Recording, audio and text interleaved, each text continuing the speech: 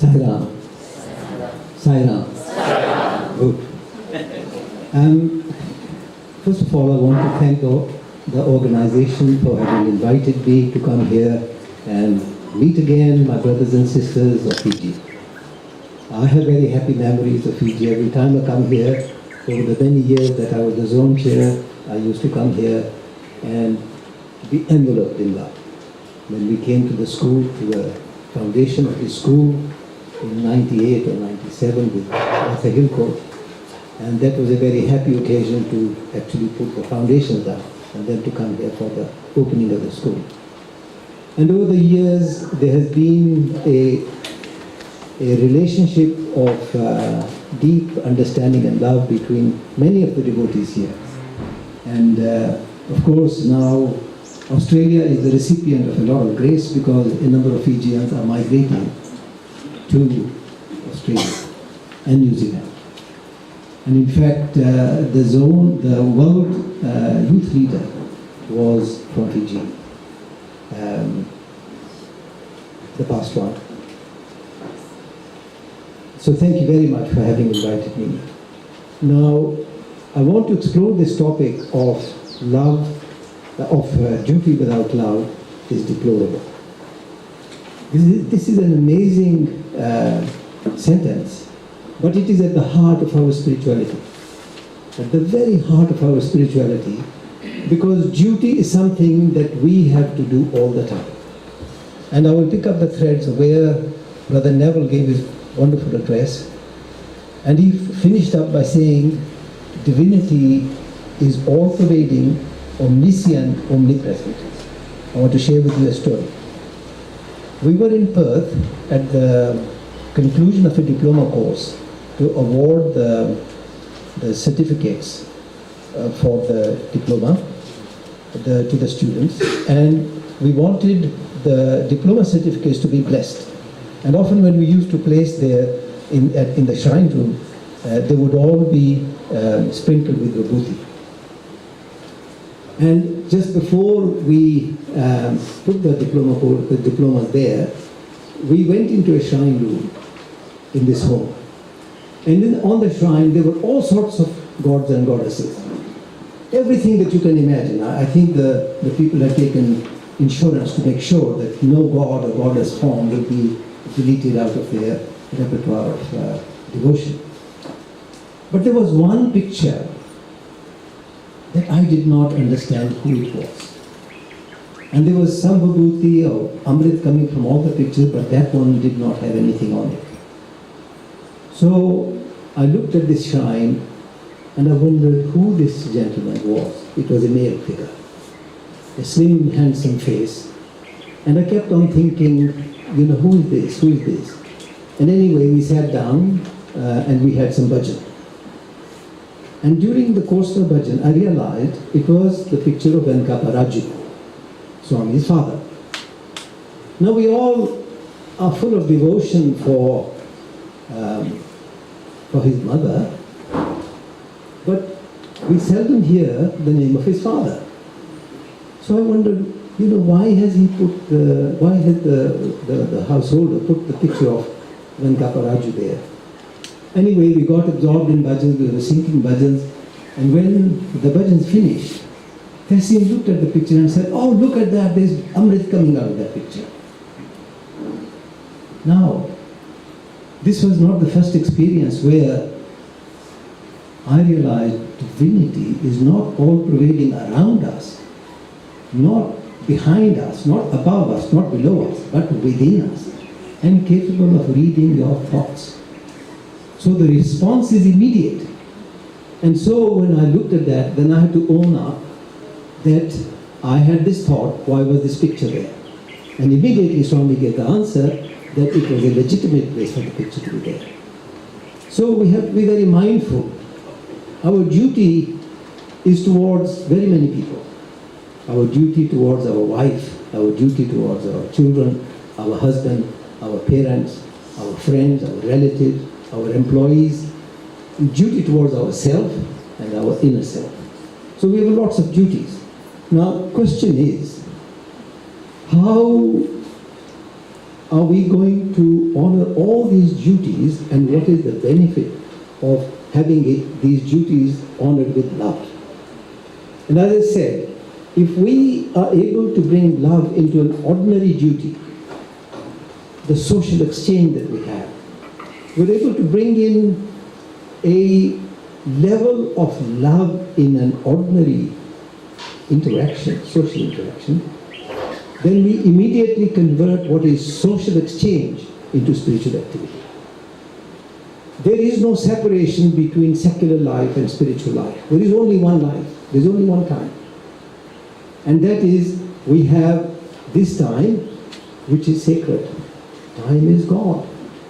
So, if we have our orientation full of love in ordinary activity, ordinary duties that we have to do, then we are converting everything into a spiritual experience. And that is number one point that I want to make. Let's take the example of husband and wife. And I'll take the example of the husband finding the wife irritable. Neville has mentioned that we can get irritable. Yes, how many of you get irritable with your wives? Only 2 people get irritable with it. Would you believe it? Do women believe it? Yes or no? No. So let's ask an honest question. We are in a spiritual place here, and he is the witness of your inner thoughts. How many of you have been irritable with your wife? Right. Now there are a few more hands, but still not many. Okay. He is listening to you. He is watching you. You have given one signal of irritation. How many signals do you think it takes to overcome that? Positive signals. So one negative signal to how many positive signals? Anybody? Except Tessie. Because she doesn't experience that from me anyway. She will know. 100 more. Hey? 1 to 1? 100. 100. Well, then you are a saint. Research shows that we need to give 6.5 signals to one negative signal. This is at a secular level, believe you me, this is not to make you a saint. But if you can give 100 positive signals, then you are surely not able to give the one negative signal. Okay, so Neville has said, every single person goes to bed hungry. Every single person goes to bed hungry every night. What are they hungry for? They're hungry for love. We can always receive more love. We can always have more love. And so when we go to bed, we should do an audit and see whether we have also filled other people with love, so that we are not going to bed hungry with love. Normal duty lifted to spiritual level. When I first took a look at this particular aphorism of Swami, duty without love, the whole thing is, duty without love is deplorable, duty with love is desirable, duty without love is divine. And I want to come back to the notion of love and divinity. Duty with love. Duty without love is divine. So, love without duty. Love without duty. See, I get corrected. Love without duty is divine. So if we have love, like Mohanlal has said, 100 signals of love to one negative or non-negative, then we are divine. Not only are we divine, we are living in the presence of divinity. We are experiencing everything as divine. So what makes us not have that? What makes us, why is it deplorable? Okay, go back to research. Here is the studies that have been done by psychologists on no less people than those training to be priests. Now, priests are people, you would think that the university selection would be such that they would be compassionate people, right? They would be people who are dedicated to expressing compassion and caring for others. Agree? Yes. Okay. Now this is the experiment. Here is one lecture theatre. Across the quadrangle is another lecture theatre. So the design of the experiment was this. There was a person who was an actor.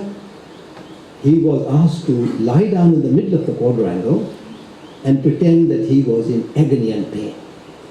Okay?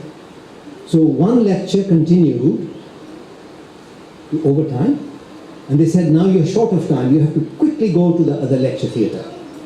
But they had to go past this person writhing in pain on the ground. How many people do you think stopped? These priests. None of them. Because they were in a hurry. So when we have hurry, hurry, hurry, I think maybe one or two did stop, but when we have this hurry, hurry, hurry, anxiety, tension, guilt, feeling, then we do not respond, then we react. So the more tension, the more hurry, the more anxiety, the more speed and energy, the more acceleration in the mind, the less of an opportunity for us to deal with compassion. I want to come back to the neurobiology of love. The neurobiology of love and the neurobiology of making a decision. The decision to do good, particularly to do good. It has been shown that when we have to make a decision which involves a negative injunction, there are specific activity in the brain. Specific areas in the brain light up. And when we have to make a decision to do good, there's another area that lights up. So we are actually hardwired. We are hardwired for goodness, we are hardwired for love. When Swami says, love is inherent, divinity is inherent, neuroscience is now proving that that is the case on the basis of science. It's not just something pulled out from nowhere. We don't need to have blind faith. We can, if we are critical and we want to examine the facts, we can see that science is proving that human beings are inseparable from making good decisions for goodness, for expressing love. Okay, now let me ask you the question, this question. Swami says, duty without love is deplorable. Love without duty is divine. Do you think he invented that? Do you think that that was there before Swami? Yes. Was that there before Old Testament? Yes. Yes. Yes. Was that there before any religion came up? Yes. Yes. So this is built into us. It's part of our biology. We make religions to express what is already there.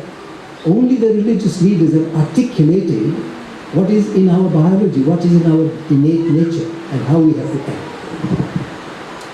So we are, on the one hand, capable of making these enormously beneficial decisions, which are based on love. Equally, our biology tells us that we have got areas in the brain which are concerned with aggression, which are concerned with dominance, which are concerned with wanting to take possessions.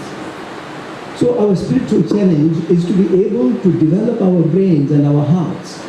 And mind you, our heart is not just in this cranial box. Our morality is in our DNA. It is in our every cell of the body. And now we're saying that there are three brains. There is a brain in the cranium, there is a brain in the heart, and there is a brain in the gut. So we have intuitive sense, we have an intuitive understanding, we have an intuitive nature where we understand what is love and we want to live in that because it is joyful. People who live with love, people who are deeply religious and are practicing religion, not just paying lip service, research shows they live much longer. So how many of us want to live longer? Raise hands. Oh, many people don't want to live longer. Live longer with health and wealth and prosperity and generosity and love. Okay. So if we want to live longer, it's in our interest to live in love. Now, Swami gives positive and negative injunctions. Some are positive, help ever. Negative injunction, help ever, hurt never. Which is more powerful? Hurt never. Because hurting others is actually violating them. Right? Helping ever is, okay, you help others. But there is an absolute limit of transgression. This is transgression of our very nature, because we are love. That is built in the DNA. When we transgress our nature, then we are violating ourselves. So all the negative injunctions are there to prevent us violating our very fundamental nature. Do not kill. Do not tell a lie. Right? These are absolute limits below which you actually form, in the old-fashioned terms, into a sin. Okay? So there are positive, negative signals. I want to now briefly turn to the question of love.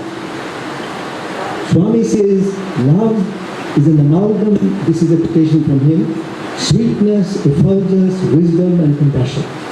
And he says, love is a weapon with which we fight the evil tendencies within by changing the very nature and character of humanity.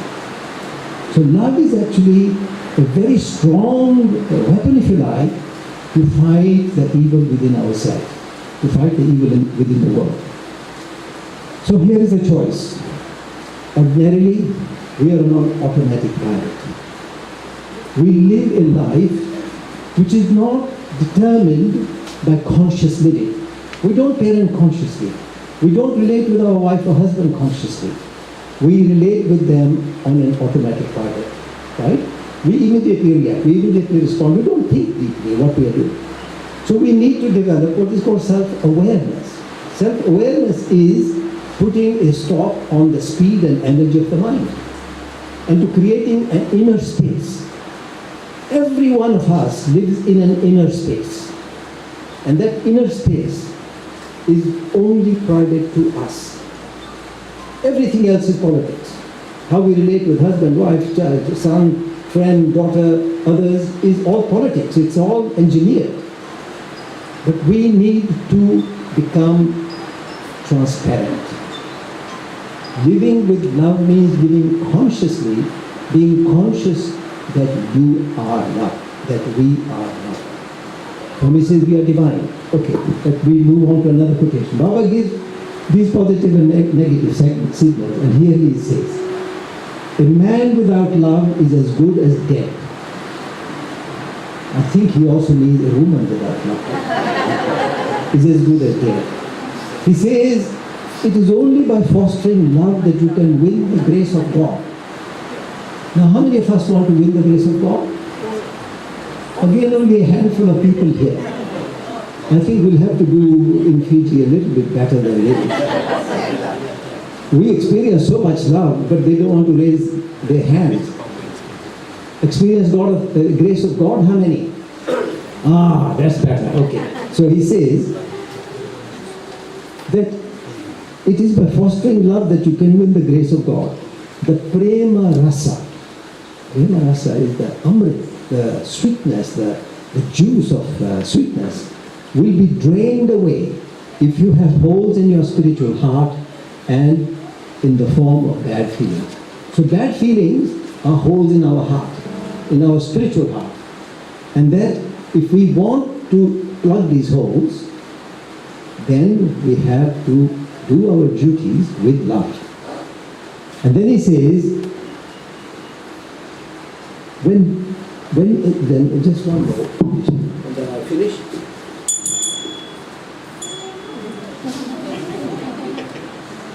First, he says, dealing with the harsh people, he says, first understand that the exterior may be rough and prickly, but the interior is sweet inside. And he likens it to a pineapple. He says, a pineapple is rough on the outside, but sweet on the inside. Now, I had heard that the Indians are like coconuts, but this is the first time I heard that people can be like pineapples. Like coconut, because outside is brown and full of coil, and coil is all these candles in our brain and in our heart, all the negativity. Then the hard shell, which is that is the ego. And only when you break that, we find the kernel which is sweet inside. And that is the tradition that we have when we go to mandirs, we break the coconut. So let's break the coconut and enjoy the amrit within. Bye-bye.